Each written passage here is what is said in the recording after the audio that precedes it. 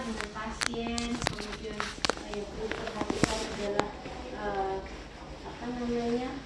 tetap minta persetujuan, tetap mengenalkan diri, menjaga privasi, dan juga memperhatikan si pasien dari bukan mereka saat berhadapan dengan kita, dalam artian misal kita menjelaskan sesuatu kok si pasien terlihat seperti bingung, sudah jadi bingung, jeda dulu tidak apa-apa. Jadi untuk pentas itu adalah fleksibel, sistemnya fleksibel ya, jadi jeda dulu, atau mungkin saat di tengah-tengah kalian pentas ke pasien, ternyata pasien belum menangis gitu, dia mau curhat, dia udah dengerin dulu gitu. Jadi kalau di lapangan ya pentas itu tidak dikejar dengan waktu seperti tindakan-tindakan kedaruratan atau tindakan ya, jadi juga. Dan yang paling penting adalah gunakan bahasa yang mudah dimengerti oleh si pasien ya. Kalau untuk tanda bahaya pada ibu nifas ini memang penkesnya diberikannya sesegera mungkin, dalam artian paling tidak ya sebenarnya tidak ada batasan ya, seperti kalau pemeriksaan BPL 24 jam itu tidak, tetapi alangkah baiknya diberikan ya saat ibu misal dia SC dia pasca SC, dia sudah selesai, sudah hilang semua biusnya, dia sudah bisa diajak berkomunikasi, nah itu bisa kalian berikan penkes ini ke si ibunya. Jadi bisa dengan misalnya ibunya tiduran tidak harus duduk, itu bisa.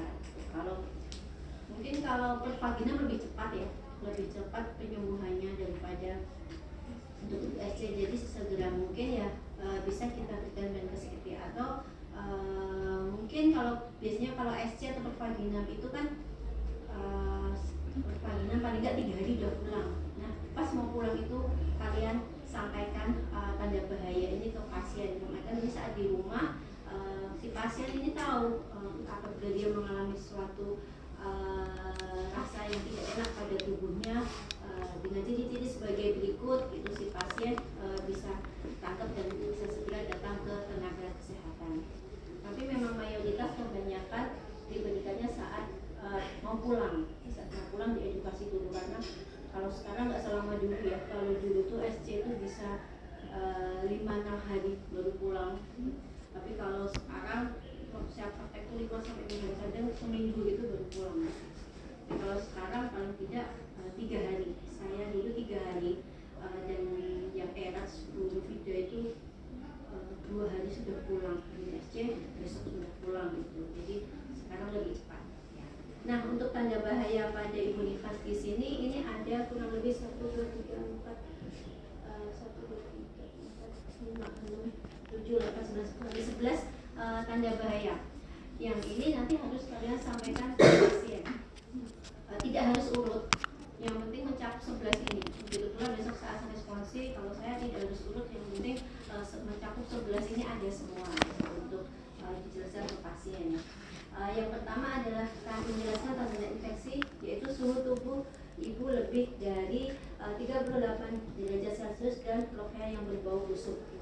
Jadi tanda infeksi itu kalian juga harus jelas, selain tidak hanya menjelaskan satu aja, misalkan menjelaskan ibu tanda infeksi adalah demam atau suhu tubuh lebih dari 38 derajat Celcius, itu aja. Jangan itu aja, karena demam ini bisa mengarah kemana-mana, dalam artian bisa juga karena ibunya kurang minum, dia dehidrasi akhirnya dia demam. Jadi lengkapi dengan tambahkan ada pengeluaran pervaginam atau lokea yang seharusnya dia tidak berbau, hanya sedikit ada perubahan warna, tapi kok dia ternyata lokeanya berbau busuk, itu berarti ada tanda-tanda infeksi pada jalan rahim atau mungkin pada rahim si ibu, ke rahim ya. Tuh. Kemudian yang kedua adalah menjelaskan tentang perdarahan pervaginam yang luar biasa atau tiba-tiba bertambah banyak.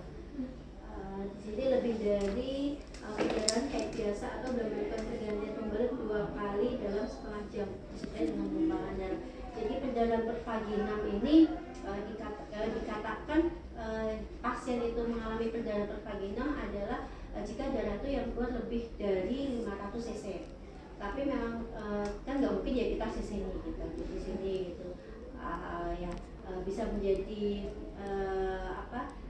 tanda-tanda kita, oh si ibu ini perkawinan ya ini kurang lebih satu, dia dalam setengah jam kok sudah 2 kali ganti pembalut, padahal pembalut ibu nifas itu kan besar, beda dengan pembalut saat dia menstruasi gitu ya. Kemudian yang kedua, selain keluar darah yang banyak, terdapat gumpalan-gumpalan darah yang keluar gitu, atau gumpalan storsel lah ya, biasanya storsel yang keluar gitu. Dan si ibu ini merasakan, biasanya kalian kalau hari pertama kedua perasaan ada storsel atau sur-sur, nah itu ibu akan merasakan itu terus menerus.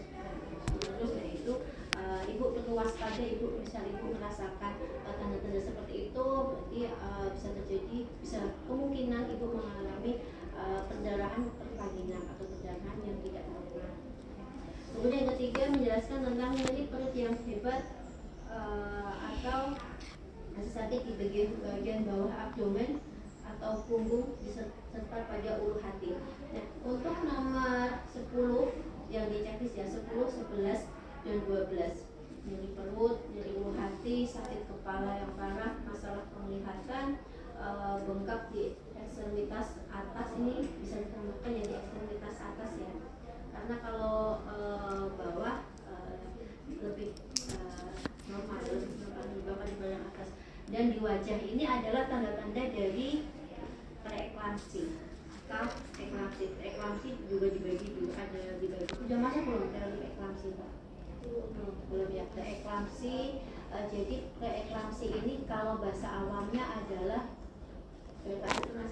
keracunan pada kehamilan yang memang belum diketahui secara pasti penyebabnya, tetapi jelas ini jika ada satu keluarga yang pernah mengalami ini, misal ibu si A itu pernah, nah kemungkinan besar bisa menurun ke anaknya nanti saat kelahiran. Jadi ini menurun ya. Preeklamsi itu dibagi menjadi dua, preeklamsi dan preeklamsi berat. Jadi kalau sekilas aja, kalau selain tanda-tanda nomor 10, 11, dan 12 ini biasanya disertai dengan kenaikan tekanan darah.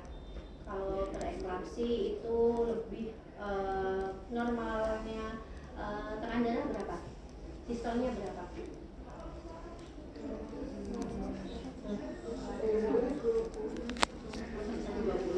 Diastolnya? Di atas 70 sampai 80. Jadi kalau ibu tuh mengalami lebih kurang lebih dari 120/80, misal dia tensinya kok 140/90, nah itu dia bisa disertai dengan tanda-tanda yang ada di nomor 10 sampai 12 bisa. Jadi dia mengalami preeklamsi. Lebih tinggi lagi tingkat derajatnya, misalnya tekanan darahnya 160/100 atau di atas 160/100, lebih dari sama dengan 160/100, itu dia bisa mengalami preeklamsi berat. Jadi kalau dulu bahasanya preeklamsi ringan dan preeklamsi berat, tetapi sekarang sudah diupdate, tidak boleh menyebutkan ringan karena takutnya nanti disalahartikan. Jadi preeklamsi dan preeklamsi berat. Kemudian atasnya lagi ada eklamsi itu kejang, sampai sudah ke taraf kejang. Kalau tertangani dari preeklamsi berat ini, dia bisa mengarah ke kejang atau eklamsi ya. Jadi saling berhubungan antara 10, 11, dan 12 ya. Dan anak sakit kepala yang parah, kemudian masalah penglihatan ini, misalnya kalau ibunya penglihatannya kabur gitu, penglihatannya kabur, kemudian bengkak di area wajah dari ekstremitas atas yang sebenarnya teman-teman tahu kan kalau bengkak itu normalnya saat kita gini dia akan kembali dalam berapa detik? 20. Jadi paling enggak ini kurang dari 2 detik dia sudah keluar, dia sudah kembali. Jadi kalau bengkak yang di eklamsi ini akan tekan ya, dia lama sekali dia akan kembali abnormal ya. 10, 11, 12 sudah. Kemudian menjelaskan tentang infeksi saluran kemih atau ISK, yaitu diantaranya ada demam, muntah, dan rasa sakit saat berkemih. Terkadang kita menemui pasien apalagi yang misal dia persalinnya saat pervaginam, kemudian ada jahitan di perineum. Beberapa dia takut untuk ke kamar mandi, takut jahitannya basah, takut jahitannya takut sakit jahitannya, akhirnya dia mengurangi minum atau mungkin mungkin dia menahan pipis, menahan kencing, dia tahan. Nah, kalau kita sering, jangankan ibu nifas ya, kita pun kalau sering menahan pipis gitu, sepadanya kita pas ke kamar mandi kita rasa sakit, nah itu pasti ada yang tidak benar di saluran kencing kita atau saluran kantong kita. Jadi kita sampaikan ke ibu juga, disampaikan jangan menahan jika merasa atau ingin buang air kecil gitu, karena nanti berimbasnya atau prakteknya itu akan mengalami infeksi saluran ini. Selain itu jelas ada kata infeksi pasti disertai dengan demam. Kemudian yang nomor 14 adalah menjelaskan tentang payudara yang berubah menjadi bengkak, merah, panas, dan terasa sakit. Bengkak, merah, panas, dan terasa sakit ya. Saat ibu itu menyusuinya kurang, entah itu nanti di posisi ya, di posisinya kurang benar, atau mungkin dia putingnya sudah terlanjur lecet, terus dia ogah-ogahan menyusui, jelas ASI-nya akan terbendung. Pertama dia mungkin akan hanya merasa berat seperti kita haid di hari pertama, kedua berat dan sedikit sakit, sedikit dipegang gitu. Itu masih bendungan payudara. Kalau itu tidak segera disusukan, nah nanti akan mengarah ke mastitis atau yang ada di nomor 14 ya. Jadi udah bengkak, ditambah merah, ditambah panas dan terasa sakit. Terkadang jika masih tidak tertangani juga dia akan mengarah ke abses itu yang harus dilakukan pembedahan. Jadi susu yang sudah yang awalnya dia terbendung kemudian menjadi infeksi dan dia akan menjadi nanah. Nah itu kalau jadi nanah harus diambil itu abses gitu. Nah kalau sebelum mengarah ke abses pasti akan ke mastitis dulu. Nah saat ibunya mengetahui tanda-tanda kok dia sudah mastitis atau sudah bengkak merah panas gitu, perih sakit gitu ya, segera konsultasikan atau bawa ke dokter atau ke bidan untuk diberikan terapi. Dan terapinya adalah terapi antibiotik karena kan sudah keinfeksi gitu ya. Kemudian selanjutnya menjelaskan tentang rasa sakit merah atau bengkak di bagian betis atau kaki ya, betis atau kaki atau biasanya kita sebut dengan trombofebritis. Itu memang jarang terjadi pada ibu nifas, tetapi memang 1-2 ibu nifas mengalami ini karena bisa jadi karena saat dia melakukan proses persalinan mungkin dia memegang terlalu kuat sehingga pembuluh darah pada area betis itu pecah. Jadi terjadilah pembengkakan merah di bagian betis dan itu memang harus diobati, harus dibawa ke dokter untuk mendapatkan terapi obat. Ya. Kemudian menjelaskan tentang kehilangan nafsu makan dalam jangka waktu yang lama. Nah, nafsu makan ini banyak sekali berhubungan dengan psikologis ya. Kalau kita tahu juga efeknya apa kalau misalnya ibunya kok nggak mau makan dalam jangka waktu yang lama. Satu, misal dia tadi persalinan entah itu pervagina maupun SC, misal ada jahitan, misal dia nggak mau makan sedangkan dia membutuhkan banyak protein proses penyembuhannya, itu akan menghambat proses penyembuhannya atau memperlama. Yang kedua adalah juga produksi ASI-nya. Ibu nifas harus banyak makan. Normalnya aja saat dia setelah selesai menyusui dia akan merasa lapar gitu. Saat ASI-nya kosong, dulunya kosong, dia akan merasa lapar gitu. Jadi efeknya bisa berimbas ke ibunya sendiri dan juga ke anaknya. Itu bisa kita sampaikan di situ ya. Kemudian yang ke-17 menjelaskan tentang perasaan sedih atau tidak mampu mengasuh bayinya sendiri, postpartum blues ya, postpartum blues yang bisa kita sebut. Jadi memang ada beberapa situasi yang menyebabkan ibu mengalami tiba-tiba sedih, tidak bisa mengasuh anaknya. Bisa dari faktor keluarga, lingkungan, bisa dari suami, dari tinggal dengan mertua, atau banyak instruksi dari orang tua yang tidak dia setuju tapi dia harus melakukannya. Itu menyebabkan si ibu ini dia tiba-tiba bisa menangis, dia bisa sedih. Itu kalau dia sendiri sudah masuk ke itu ya dia harus warning. Kita minta jangan berlama-lama. Kalau memang dia tidak bisa menyelesaikan sendiri ya datanglah ke tenaga kesehatan dulu gitu. Karena jika postpartum blues ini tidak tertangani akan mengarah menjadi depresi dan depresi postpartum. Dan teman-teman tahu sudah banyak berita-berita ya yang entah itu ibunya melepaskan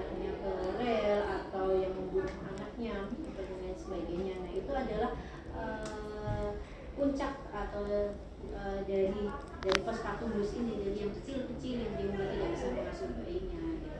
Terus diwaspadai. Kemudian yang 18 adalah menjelaskan tentang tubuh lemah dan seperti mau pingsan, sangat letih atau nafas terengah-engah. Ini lebih ke juga mengarah ke anemia. Ya, jadi ibu nifas dia selain harus memperhatikan nutrisi badan, dia harus badannya juga dalam artian tadi berhubungan juga ya dengan kehilangan nafsu makan yang lama. Dia harus makan yang bergizi agar produksi asinya lebih banyak gitu. Kalau dia tidak makan bergizi bisa asinya menipis dan dia nanti apalagi kalau dia anemia sangat berpengaruh kepada produksi asinya. Jadi sampaikan ketika dia mengalami tanda-tanda dia seperti anemia itu seperti tubuh lemas, rasa mau pingsan, sangat letih, itu bisa segera datang ke tenaga kesehatan. Nah ini kita sampaikan semua, terus menyarankan segera datang ke klinik jika mengalami tanda-tanda tersebut. Kemudian beri kesempatan ibu untuk bertanya. Nah, untuk memberi kesempatan ibu untuk bertanya bisa kalian sampaikan di tengah-tengah gitu. Dalam arti ini kan tadi banyak ada 11 atau bisa nanti kalian menjelaskan 5, kalian sampaikan dulu. Misal ibu sampai sini ada yang mau ditanyakan dulu 3, itu nggak apa-apa. Kalau untuk jadi nggak harus di bawah kalian selesai semua gitu. Maksud saya agar juga kalian terbiasa memberikan penkes, jadi tidak menonton nanti pertanyaannya di paling bawah gitu. Kalau memang di tengah-tengah mau disampaikan nggak apa-apa. Terus setelah selesai semua, nah baru nanti yang paling bawah ada dievaluasi atau di feedbackkan atau coba kita tes atau kita pengen tahu ibunya ini mengerti nggak tadi dari yang beberapa banyak kita sampaikan itu beliau paham atau tidak. Nah, nanti feedbackkan ke ibunya atau dilakukan evaluasi itu ya. Oh ya, yang di awal tadi jangan lupa sebelum melakukan penkes persepsi dulu tanyakan, karena sekarang juga ibu-ibu hamil yang sekarang itu mereka pasti sudah banyak informasi, sudah banyak media sosial, pasti dia sudah mencari-cari gitu. Tanyakan dia sudah ada informasi belum tentang tanda nifas gitu. Bisa ada, saya tanyakan apa yang sudah ibu tahu gitu. Jadi kita tahu mana yang harus lebih kita jelaskan, yang ibunya sama sekali nggak tahu, sama yang mungkin ibu sudah tahu sekilas, nanti kita tinggal menambahkan. Itu untuk penkes. Jangan lupa kalau penkes besok bawa media. Semoga saya serahkan ke teman-teman, mau coba bikin leaflet atau mau bawa buku KIA, mau bikin PPT atau mau bikin apapun, poster dan sebagainya, tapi yang pasti harus ada media gitu. Jadi jangan hanya ceramah, si pasien juga tidak bosan saat diberikan penkes. Penkes ada yang